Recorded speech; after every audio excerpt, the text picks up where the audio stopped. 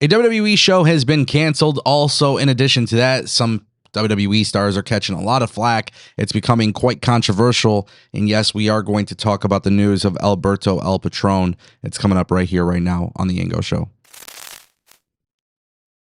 And as always, if you guys want more videos like this, don't forget to click that subscribe button. This way you never miss a video on the channel. You're always going to be updated with professional wrestling like this.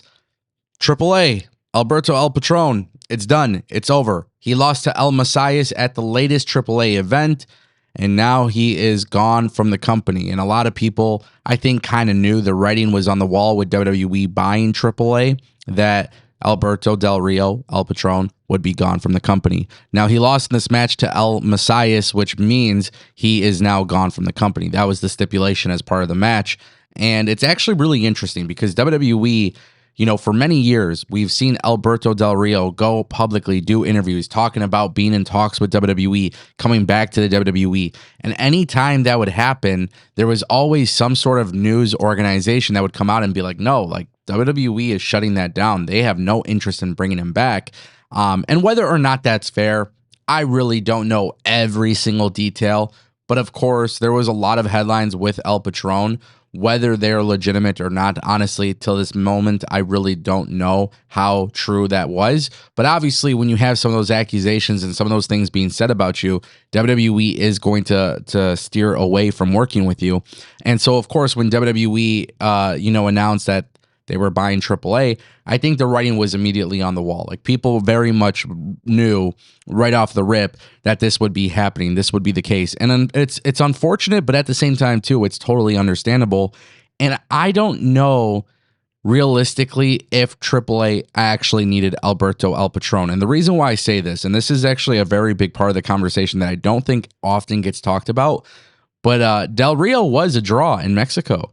Del Rio was getting good reactions in Mexico. Like, you could watch the shows and the crowd actually liked him. So a lot of people thought maybe WWE wouldn't inherit his contract because of that. But obviously, based on the booking results that we have seen, it is very clear that WWE does not have plans to move forward with him. And that's okay. You know what I mean? They have a lot of things being worked on. WWE has a lot of great things happening in AAA right now. I actually enjoyed last night's show. Not to mention Dominic Mysterio debuted. He went after Dragon Lee and Vikingo. Now there's a fatal four-way. Even El Grande Americano is getting some really good reactions in Mexico. Like, this is, I don't know, man. It's fun. I think AAA has a lot of fun stuff in the works. I can't wait to see what WWE does next. But yes, Alberto El Patron is gone from the company. That brings us to our next topic. Ladies and gentlemen, Chelsea Green is now leaving social media due to death threats. I'm going to read you guys her statement in just a moment, but to give you some context, to give you some clarity as to what has actually happened here, a lot of WWE superstars have paid tribute to Hulk Hogan in some fashion. It is very clear that Hulk Hogan is a controversial figure. I'm not going to dispute that. I think we can all agree that Terry Bollea was very controversial and for the wrong reasons. Now, with that being said, you also can't deny his contributions to the world of professional wrestling. His contributions to the world of professional wrestling do not excuse his personal behaviors as Terry Bollea. They do not.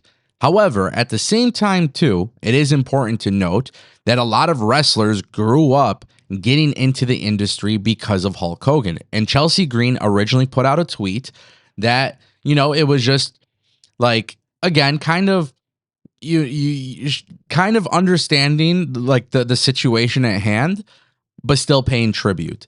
And then, of course, yesterday, Cody Rhodes cuts a promo on SmackDown, and the first thing that he says, it's like, it's complicated, but everybody is still honoring Hulk Hogan. And this has led to a lot of really nasty stuff being said on social media, not only about Chelsea Green, but about Cody Rhodes and several other superstars. On the same token, you have literally AEW not making a response at all, but then you have Matt Jackson leaving a comment on Hulk Hogan's picture talking about what Hulk Hogan meant to him. And you don't see any of this blowback on Matt Jackson. So now WWE and a lot of their stars are literally getting death threats for the way that they've responded to this. Chelsea Green comes out and says, "I've tried to keep my page positive and comedic, but today a lot changed and it hit harder than it expected. The name calling, the death threats, the faceless accounts. Social media was supposed to be a fun place, and it hasn't been for a while. It's been overwhelming, and I need to step away for a little bit. Love my Patriots, Chelsea, President Chelsea. So yeah, now she's leaving social media because she's getting death threats. Other wrestlers are getting death threats. And it's just a really weird situation, bro. I don't care what the circumstance is, dude. Like, you don't do that kind of stuff, man. Like, that's not the behavior that you want to see. And trust me, the Hulk Hogan situation is complicated. It's always complicated when you have an artist and you can't separate the art from the artist. It's a difficult task, you know, but we're not going to sit here and act like Hulk Hogan was not a big deal in the world of professional wrestling. Also, not going to sit here and act like Terry Bollea was an angel. You know what I mean? But at the end of the day, that's what it is. That's the situation at hand. Did he do a lot of wrong? Yeah, for sure. And you should be held accountable for that. But at the same time, too, to send death threats to a wrestler because they were a fan, bro, these people don't share the same sentiment as Terry Bollea. They're just respecting the art. And, you know, it's a slippery slope. It is complicated. Cody's getting blowback from it, too. I understand it all, but I just think a lot of things on social media are very overreactionary for the sole purpose of being overreactionary. And I don't know if that's necessarily fair, and it is kind of disappointing to see. And that brings us to our final topic. WWE Late Night with Tony Hinchcliffe and Cody Rhodes is now being canceled. This has become a very interesting conversation because Tony Hinchcliffe was quite controversial with the roast of WrestleMania.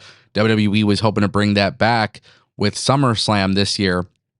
And essentially, multiple reports have come out that the event was just drawing low ticket sales. Now, I first caught wind of this story because people were coming out and saying that they were getting emails saying that the event was being no longer available and they were being refunded, and people are in the process of getting their refunds. Now, this is obviously very interesting because Tony Hinchcliffe is known to be quite controversial, but is this a situation where the ticket sales are low, or is this a situation where WWE just simply doesn't want to do the event and perhaps Tony Hinchcliffe, it may not be something that they want to do? I don't know, right? The word going around is that ticket sales were light.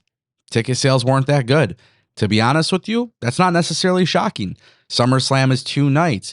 You have all these events to go to. There's so many things that you have to do. And then, of course, you're going to New Jersey, and then you want to sell another late night show. It is very difficult to ask people for more and more and more money to attend all these things. And then, of course, you have to wonder, like, WWE isn't taping it. So is it really worth it, right? WWE's in the content business.